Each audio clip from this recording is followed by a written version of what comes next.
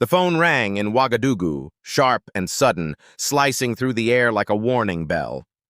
On one end of the line was Donald Trump, a man who had built his name on power, spectacle, and the art of forcing others into his frame.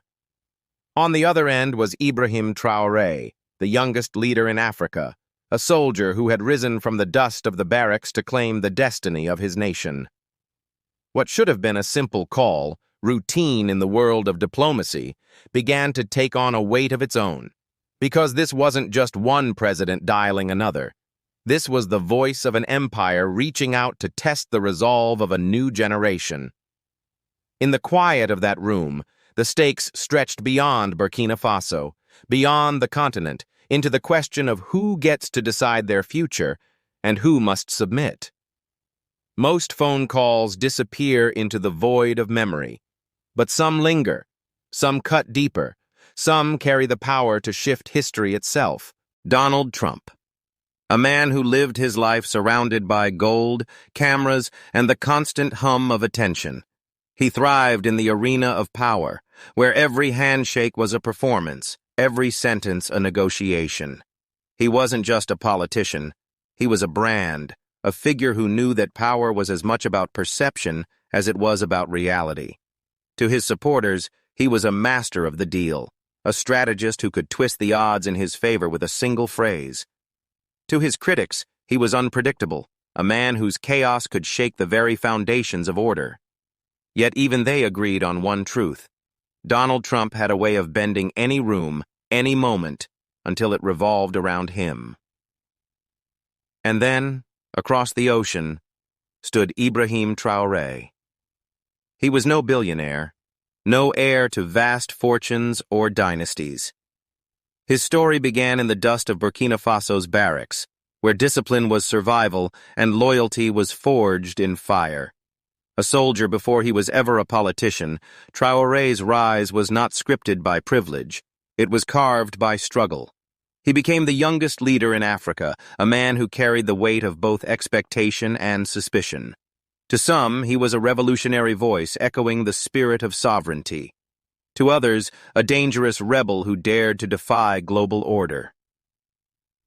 But when the phone rang that day, he wasn't a symbol for others to interpret.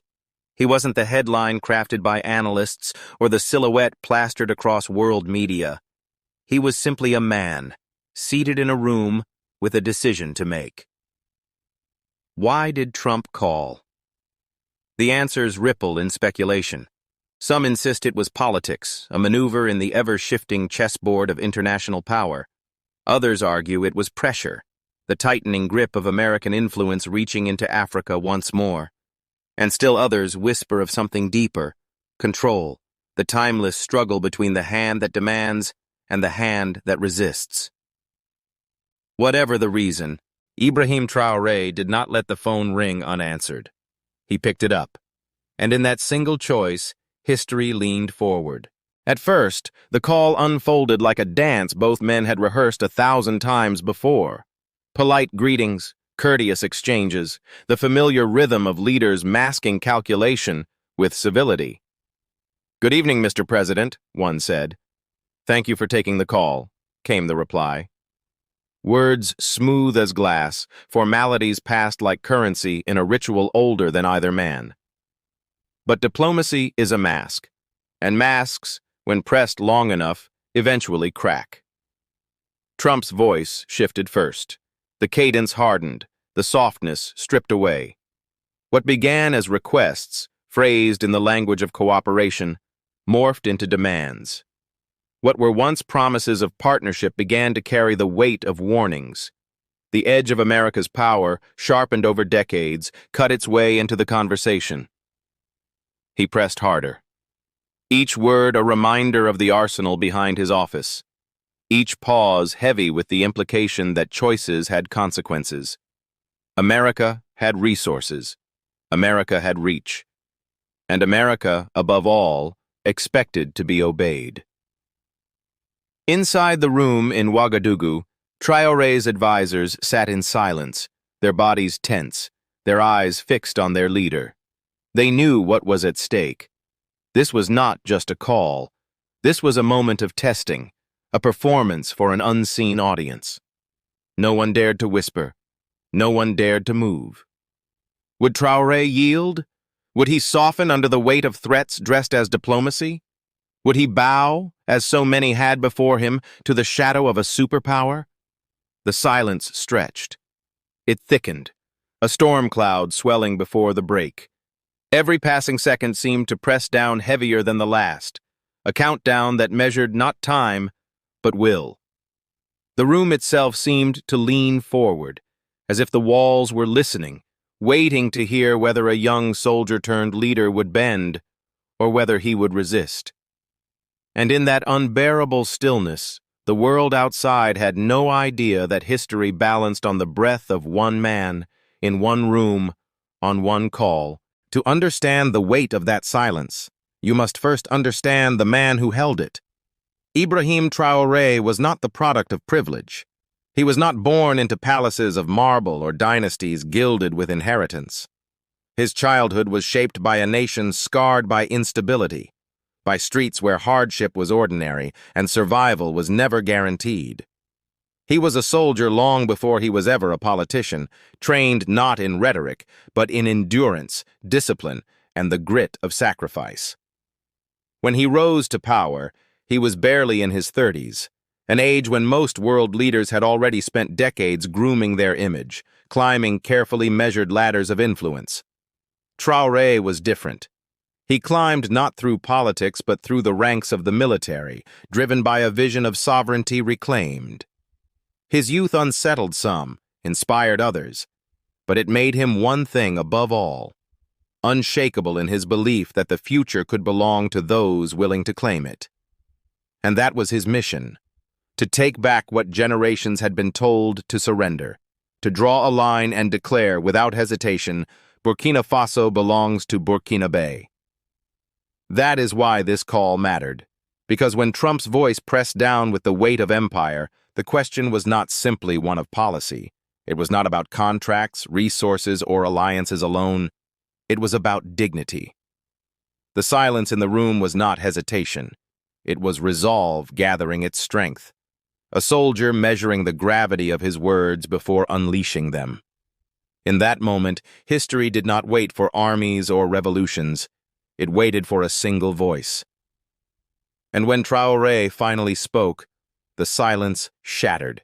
Trump's voice carried the weight of a man who had lived his life expecting compliance.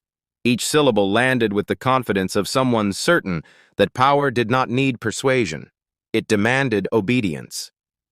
Think carefully, his words implied, though they did not need to be spoken outright. Behind every phrase was the unspoken truth. America can give, and America can take away. The message was unmistakable. There were rewards for those who fell in line, and consequences for those who resisted. Sanctions that could strangle an economy. Isolation that could cut off trade, investment, and international support. The shadow of repercussions loomed large, cast from Washington across oceans to land squarely in Ouagadougou. Every word reminded Traoré of a fact the world had long accepted. Superpowers rarely asked. They dictated.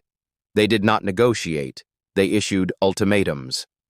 Yet even as the American president's voice pressed heavier, Traoré remained still. No flinch, no tremor, no break in resolve. He had faced down hardship far harsher than rhetoric. He had survived the barracks, the battles, the betrayals of a country struggling to find its footing. Words, no matter how heavy, did not make him bow. The advisors in the room waited, breath held, eyes wide, as if they were witnesses to a collision between two immovable forces: Trump's expectations against Traoré's defiance. And in that moment, the young leader of Burkina Faso made his choice, not in action, not yet in words, but in the unwavering steadiness of his silence. The storm was about to break, and then the silence broke. Traoré's voice cut through, steady, unshaken, a blade of calm slicing into the storm. He did not plead. He did not search for compromise. He did not hesitate. Instead, he fired back, his words as sharp as steel. Burkina Faso bows to no one. Not yesterday, not today, not tomorrow.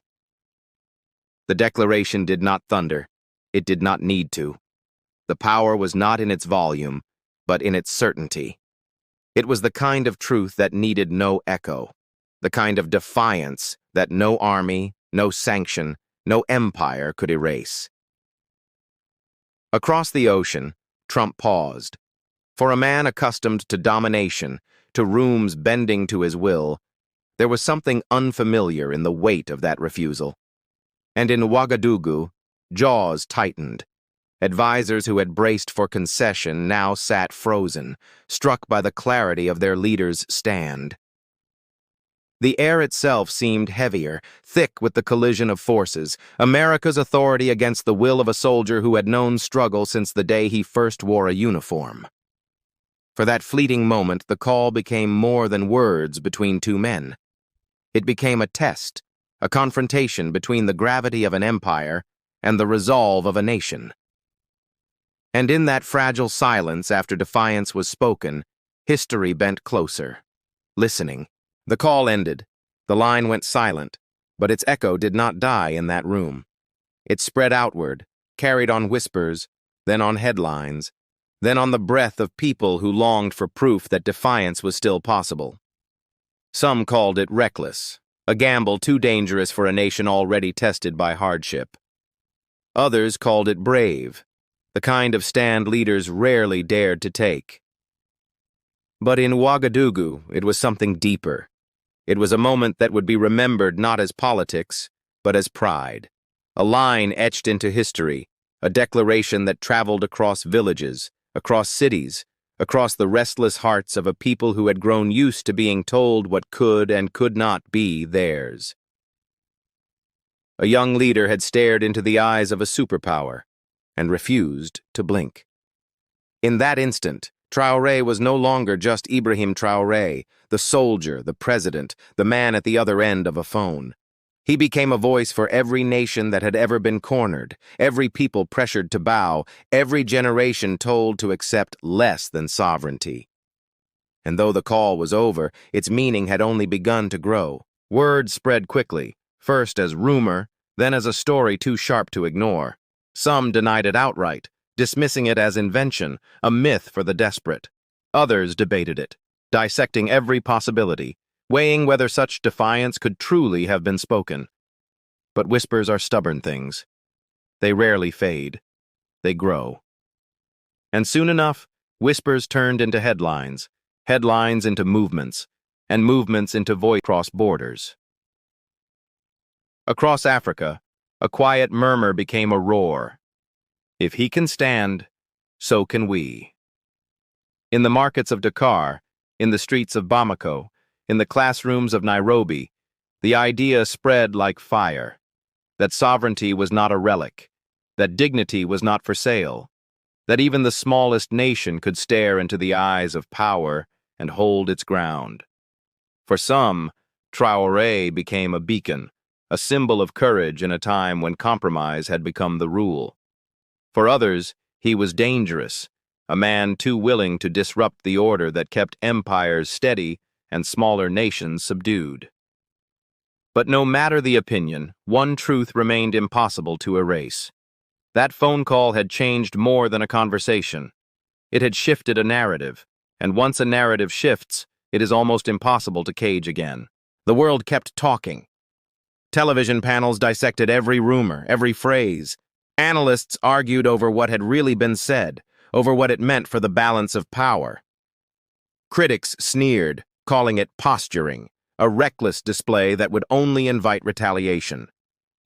Supporters, on the other hand, celebrated it as a moment of long-awaited courage, a crack in the wall of global hierarchy. But far from the studios and headlines, on the ground in Burkina Faso, something undeniable had already taken root. The people felt it. Farmers in the fields, students in the classrooms, soldiers in the barracks. They carried the spark of a leader who had refused to tremble. It was not the call itself that mattered most, but the spirit it revealed. Traoré had answered with defiance, not fear. He had given voice to a truth his people had always known, but rarely heard spoken with such clarity, that their dignity was not negotiable, their sovereignty not for trade. In that single act, he reminded them that pride was not an abstract word, it was a living force. And in doing so, he lit a fire. A fire not of destruction, but of resolve. One that spread quietly from heart to heart, binding his people closer to the idea that their destiny was theirs alone to claim. Because true power has never been measured only in armies, or in banks, or in the flags planted on foreign soil. True power lives in defiance, the refusal to surrender dignity, even when the weight of the world leans heavy against you. It isn't in the hand that makes the call, armed with threats and promises. It is in the voice that dares to answer, steady and unshaken. And on that day, Ibrahim Traoré's voice was louder than Donald Trump's. It was not louder in volume, but louder in meaning, louder in the way it echoed across borders, louder in the way it carried into the hearts of those who had waited too long to hear a leader speak without fear. History will not remember this moment as just a phone call. Phones ring every day, conversations begin and end in silence. But history records the moments when one man, in one instant, changes the shape of the story. This was not about the words exchanged. It was about the stand taken. And that stand will linger long after the echo of the call has faded, for it proved that sometimes the smallest room can hold the greatest battle, and the quietest voice can shake an empire.